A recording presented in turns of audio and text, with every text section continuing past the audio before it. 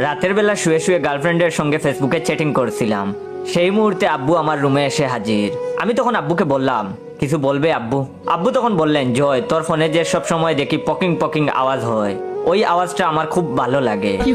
আমি তখন বললাম, তখন আব্বু বললেন, কি আমার ফোনেও ওইটা করে দে না প্লিজ। আমি তখন আব্বুকে বললাম, আব্বু ওইটা তো মেসেঞ্জারে মেসেজ আসার সাউন্ড। তখন আব্বু বললেন, যাই হোক না কেন, আমাকেও এমন করে দে যাতে আমার ফোনেও সব সময় এমন পকিং পকিং আওয়াজ হয়। আমি তখন বললাম, আব্বু ওঠার জন্য তো তোমারে প্রথমে ফেসবুক অ্যাকাউন্ট খুলতে হবে, তারপরে মেসেঞ্জারে লগ ইন করলে তোমাকে কেউ মেসেজ দিলে এইরকম সাউন্ড করবে। এটা শুনে আব্বু বললেন, তাহলে আগে কি মুখ বললি, ফেসবুক, ওইটাই খুলে দে। আমি তখন বললাম, আরে আব্বু ফেসবুক না ফেসবুক। আব্বু তখন বললেন, আরে একই হলো, খুলে দে তো বেশি কথা না বলে। আমি তখন বললাম, আচ্ছা আচ্ছা তোমার ফোন দাও। অতঃপর আব্বুর জন্য একটা ফেসবুক অ্যাকাউন্ট খোলা শুরু করলাম।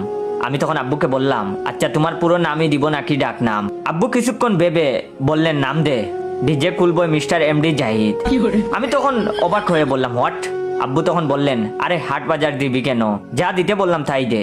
অতঃপর আমি হাবলার মতো আব্বু যেমন যেমন বলে সেভাবেই একটা ফেসবুক অ্যাকাউন্ট খুলে দিলাম। আমি তখন আব্বুকে বললাম, আব্বু তোমার অ্যাকাউন্ট খোলা শেষ, তোমার ডাকনাম কি দিব যেটা তোমার প্রোফাইলে শো করবে? তখন আব্বু বললেন, ডাকনাম দিবি হলো 78% ইনোসেন্ট, 95% সেক্সি, 66% কুল ডুড, 44% লাভার বয়। আব্বু আরো কিছু বলতে যাবেন, এই সময় আমি বললাম, আরে হয়েছে হয়েছে, এত বড় নাম নিকনেম দেওয়া যাবে না, অন্য কিছু বলো, তোমার নিজের নাম দিয়ে দেই।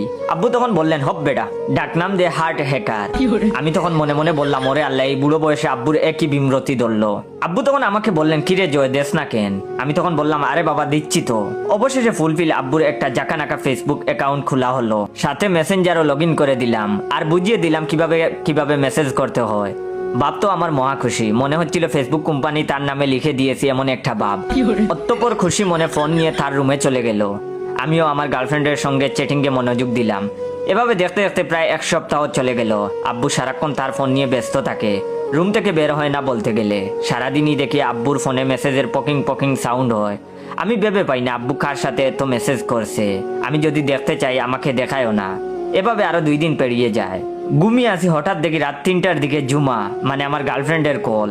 এত রাতে কল দেওয়ার কারণ কি ঠিক বুঝে উঠতে পারলাম না। অতঃপর আমি কলটা রিসিভ করলাম। আমি তখন বললাম, এত রাতে কল দিলা হঠাৎ? তখন আমার গার্লফ্রেন্ড বলল, সি জয়, তোমার বাবা এমন আমি ভাবতেও পারিনি। আমি তখন অবাক হয়ে তাকে জিজ্ঞেস করলাম, আমার বাবা আবার তোমাকে কি করলো? তখন সে বলল, সেটা তোমার বাবাকেই জিজ্ঞেস করে নিও। এটা বলার জন্যই কল দিয়েছি যে তুমি আর জীবনে আমার সাথে যোগাযোগ করার চেষ্টা করো না, ব্রেকআপ। আমি তখন বললাম, হ্যালো হ্যালো হ্যালো, কথা শুনো। কথা কিছু না বলে এই লাইন কেটে দিল। আমি বেশ অবাক হয়ে গেলাম, আব্বু কি এমন করলো যেটার জন্য আমার গার্লফ্রেন্ড মুখের